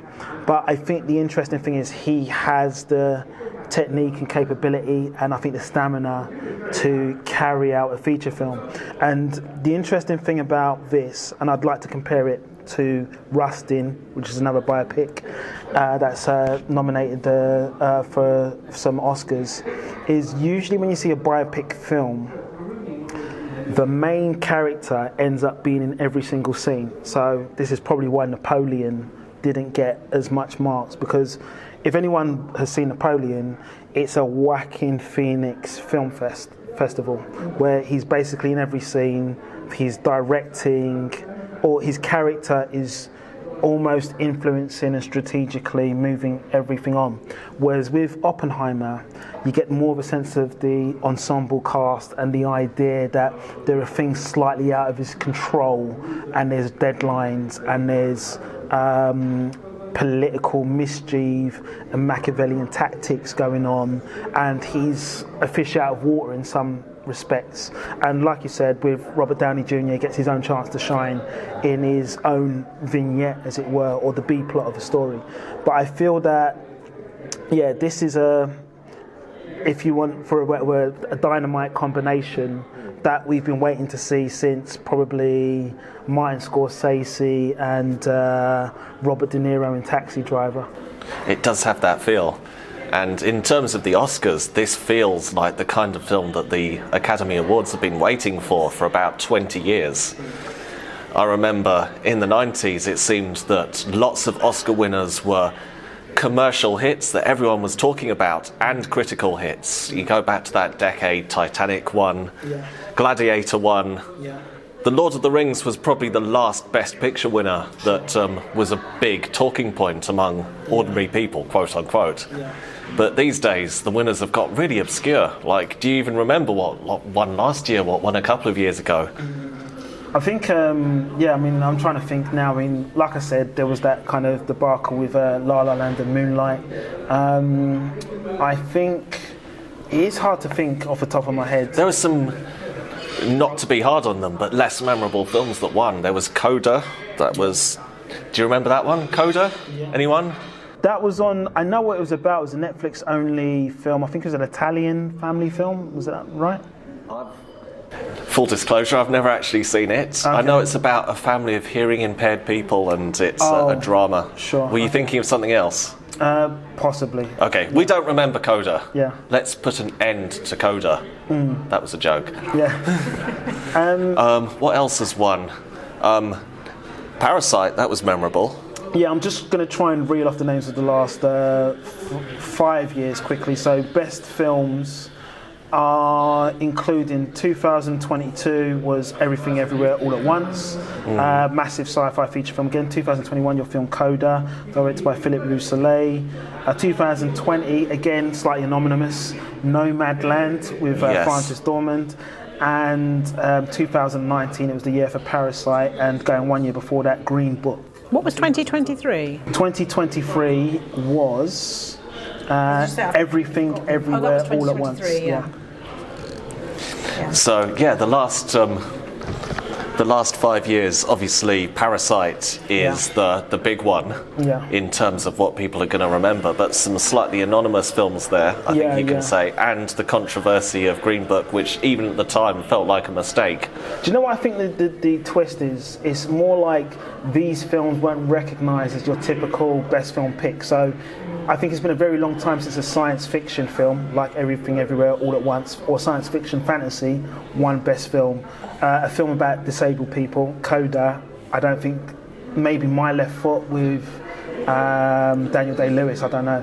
But Coda, a film with people with a disability, that hasn't really gone forward as a film. Nomadland, again, a film with people who've hit poverty and difficult times, that doesn't normally get nominated as a best film. And then Parasite, an entirely non-English speaking film getting the best film category, again, doesn't usually happen. I'm not saying those are bad films or unworthy films, although Green Book was a bad and unworthy film, but they're not what we traditionally think of as Oscar films. I feel bad because obviously I haven't seen Oppenheimer and I have absolutely no plans to see it still, but possibly one could argue that Robert Oppenheimer was on the spectrum, and I think one could also argue that when you were talking about the Machiavellian stuff, there's serious witch hunt stuff happening. The only reason why I would want to watch Oppenheimer would be for what is apparently the final third on him having his clearance revoked. That's the only reason why I'd be interested in watching what other people think of Oppenheimer. And I don't know why, for some reason, I'm just not interested in watching the first 2/3 to get there. I understand that there are completely unnecessary sex scenes in that film, but there you go. I would argue with that, but that's probably another discussion. This is the floor. You're arguing with someone who hasn't seen it and is very prejudiced. I don't know why it was unnecessary. I don't know why it was why people think it was unnecessary. I mean, you could have done without them, but I wouldn't call them unnecessary. Okay, I think we can describe it. As you don't have any intention of seeing it, it's not a spoiler. So the scene in question. Yeah, I'm not going to describe it. I'm sorry. I mean, I don't remember the sex scene. I remember the nudity more than the sex scene in it. I think maybe that's what I meant. That's probably what I meant. That's the only bit. That's the only bit. That's what I meant. But I mean, I think in one scene in particular, the character of Oppenheimer reads a very prescient passage of a book. There is that. I think that's the bit that's been a bigger issue, isn't it? Yeah, I mean, why would you say for the audience at large, why would you say that was a bigger issue? Because I think it was the nature of the book. I think it was seen as it was offensive to do it in that context. Sure. So I think it was the combination of that using that book and the actual scene that it was being used in. And what was the book? I cannot remember now. I can't remember either. Hold on, I don't get it. So there's a book that's used, and there's something about, but it's not the Upanishads. He's nude whilst he's reading. Yeah, the book. I think. Is it the Upanishads? Yes. Okay, so the bit where he says, "I become death, the create, the That's destroyer it, yes, of worlds." that's it, yeah. Right, so Yeah. these are the sorts of things that I know about Oppenheimer. Yeah. And Yeah. so, okay, so it's used. That's like, because that's the famous thing that he even says on the telly and stuff like that. You know. Okay. Well, yeah. Especially today with war with Russia and all these other things and conscription and all these other things that are floating around. For me, you know, there are certain people who I'm not going to directly say this, but there's certain people I just think of as just being like Pentagon operators. Ridley Scott, for example, you know, and I just go, right, you are the Pentagon. You are military propaganda. So obviously Oppenheimer I consider to be 100% in that direction. And, you know, we have a US-UK thing going on. So I don't know what it takes to get me to chill out about that. But, you know, I was very excited when I watched the trailer, by the way. I just want to say one thing. Maybe from a film, I mean, I don't know Christopher Nolan's intention, but from the symbolism point of view, if we look at who Robert Oppenheimer is, everybody has got a label for him. So he's the scientist, he's the guy who created the atomic bomb. He is, in American history at one time, he was a communist collaborator and all of these other things. And he's had an affair when he was married. You could say he's a bit of a misogynist. But I think symbolically, him being naked is about stripping out all of the layers and the labels away and say, look, this is who I am at my core. I'm an explorer in the world of education and science, and if I keep going down this path, I am going to create something that can't go back in its box. And I want to come over to something that Christopher Nolan said, which I think was when he was in the promotional days or leading up to when the film got released, he was trying to say that there was a point in history during the 80s where most people could only think of or consider the fact that it was on the verge of a nuclear war between Russia and America, and everyone had their nuclear missiles and stockpiles, and Russia and America didn't seem to be getting on very well, and we were understanding the idea that nuclear threats or a nuclear missile launch was a realistic possibility, and we started seeing that in the material and the films that were coming out at the time. And Christopher Nolan's kind of saying, well, people have just suddenly forgotten that as being like a real thing. But he also wanted to step back into history and say, where was the point of no return, where we couldn't dial the clock back and put things in Pandora's box. And he believes, to some extent, that when the hydrogen atom bomb was created, you couldn't dial back down the level of tension between countries because that weapon exists and it can no longer not exist. Mutually assured destruction. Huh? Mutually assured destruction. Yeah. You know, like you've got it, I've got it, that type of thing. But it's also the idea that there's this just weapon of mass destruction that you just can't get rid of. Yeah, and both sides have it. Yeah. That's the idea, isn't it? Yeah, because once you've had the knowledge, it's out there, and also the fallout of one of these bombs is not something that kind of can get swept away after 2 or 3 weeks, as we've probably discovered with other nuclear bombs. Can I just mention this one thing? Because you were talking about the science and stuff like that, is that, in my opinion, you are not allowed to discuss science in the media. You know, that's my view. Obviously, you had the whole anti-vax thing happening 3-4 years ago, and that was about the marginalisation of different views. You know, there is basically the common good. It is not, you know, it's gate-kept easily, and you have to accept it. And this film is part of that, as far as I'm concerned. Yeah, I mean, to use one extreme example, I think Matt Letizia has been excommunicated from his Sky Sports pundit job for talking about his opinions on vaccine treatment on social media spaces. Yeah, exactly. So the whole like radical science, basically scientists themselves are not just as a footballer is not allowed to speak in front of the camera other than to say it was a good game. Yeah, he can't say, the referee was wrong, for example, because you have a problem. So in the same way, a scientist is kind of not really allowed to talk about anything except the narrow thing that they've discovered. And this is about, it's a zone, it seems, where there's a kind of conversation, but it's as if, it's a drama thing, and obviously it's not about science, but yeah. So, as we slowly and carefully step away from Oppenheimer, is there anything else that you would like to say about it, Lizzie? I would like to give a shout out to Florence Pugh. Yeah. Because You misgendered her. no, I just called her a different name. That's a microaggression. I think the way she said the name, she gave her every gender. So I think, Emily Blunt was great. But I think if I was going to choose one of those actresses to receive that nomination for Best Supporting Actress, it would have gone to Florence Pugh. I just really felt that her performance was just a step above, and I feel that was an error to not nominate her. Yeah. And just secondly, I just want to say about the Trinity scene, which I think is just one of those it's just an incredible moment of cinema. That part, I think it was as well the fact it was the silence.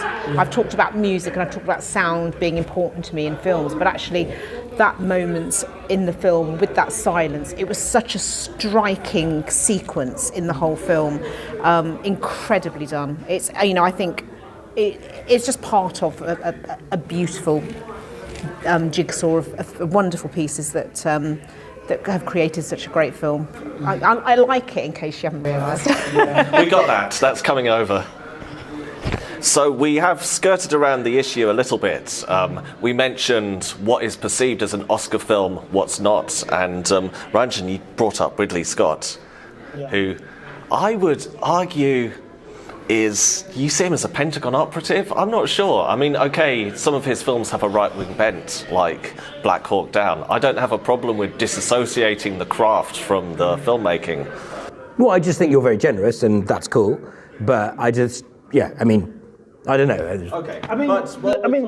Just quickly digging into it, if you look at Ridley Scott's history of films, quite a lot of the present and future sci-fi films that he's done, they're quite supportive of the military-industrial complex. And I think if you've watched Napoleon, he spends a lot of time making Napoleon out to be this cowardly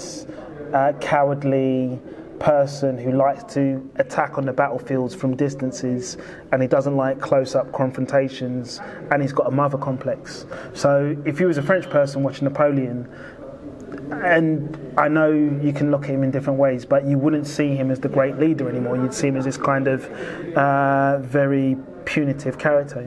I assume it's not gone down well in France. I don't know, but I assume it hasn't. It's been controversial.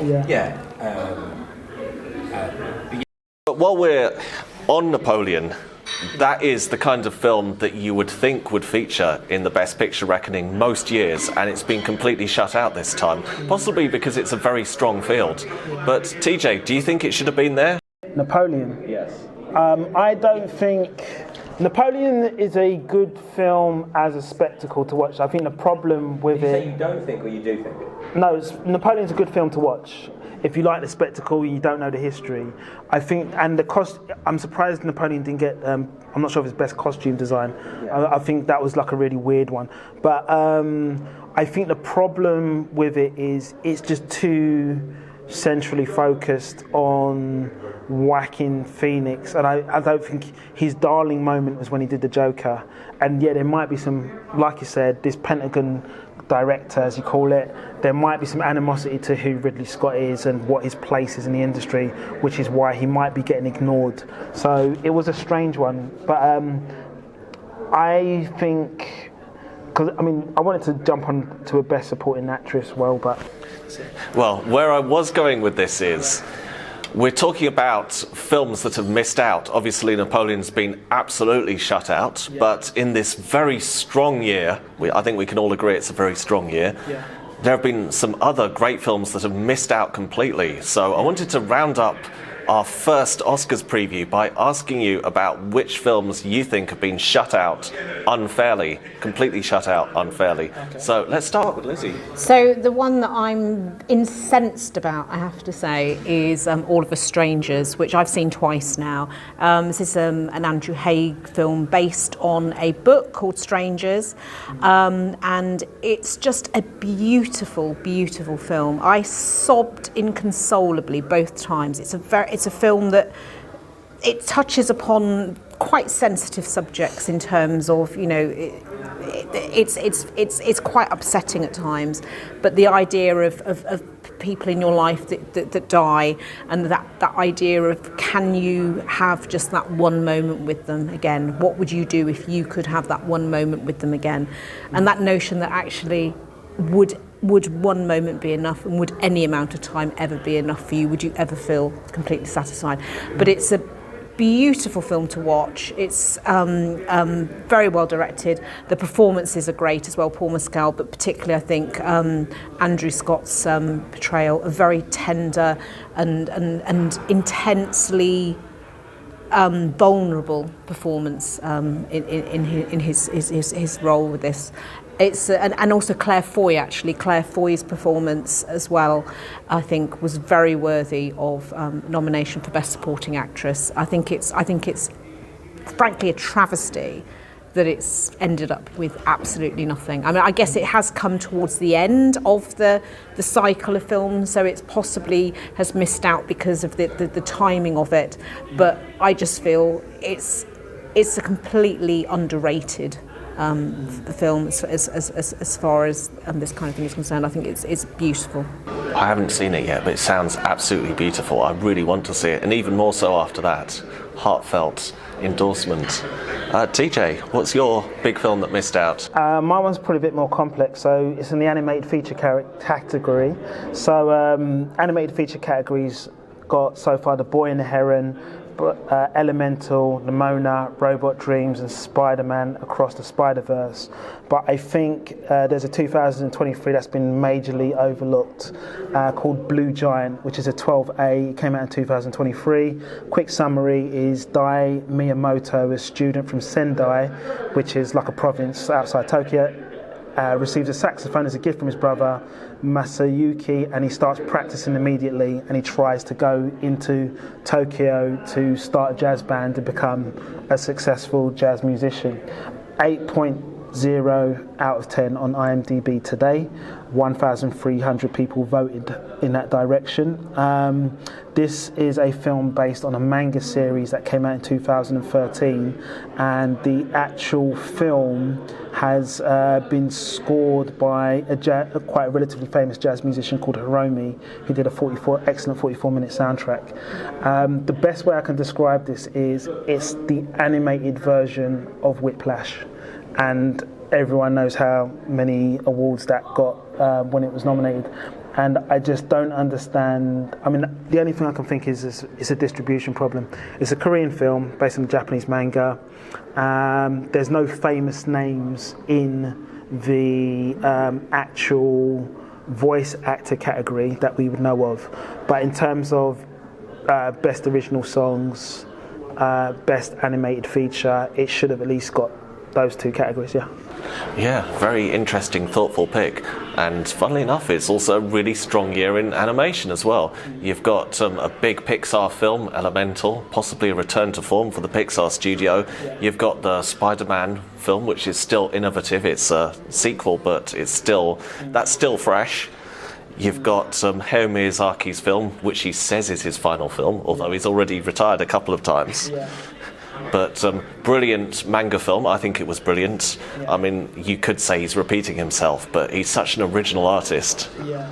I think The Boy and the Heron's like the strongest shout of that. I mean, unless you've got like Marvel I've seen fans, that one. I thought that was all right. Yeah. I enjoyed it. Unless you've got Marvel fans on the panel, or people who are trying to justify the budgets of certain animated features, I won't understand how that doesn't win the Oscar as well. I'd say Into the Spider-Verse, or whatever the sequel's called, that is the strongest product from Marvel for a while. Yeah. Since the last animated Spider-Man, I'd say. Yeah, but I don't think Spider-Man Across the Spider-Verse might be a good product for Marvel fans because it's the first good Marvel product for a while, but that doesn't mean it should be elevated to Oscar-winning status. So I think that's the real problem, that some films that may have bigger budgets and bigger names behind it, probably it's easier to campaign them forward into, we're going to get you off the shortlist onto the nomination list, you know? I agree. My pick is also The Boy and the Heron out of the existing category. And Lizzie, you have to see The Boy and the Heron. That's my heartfelt recommendation to you. Can I just say on films from this year, I saw a film called Fallen Leaves. The Finnish film, yeah. I've seen that too. For me, it was feel good. Bad things happen in it. Feel good. I felt it was downbeat.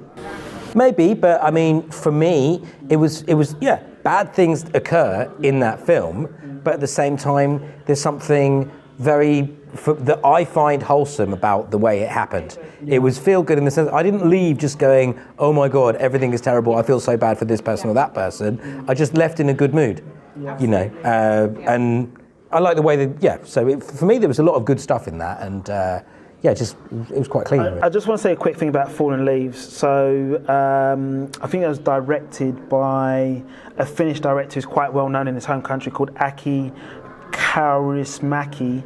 And I think if you liked, if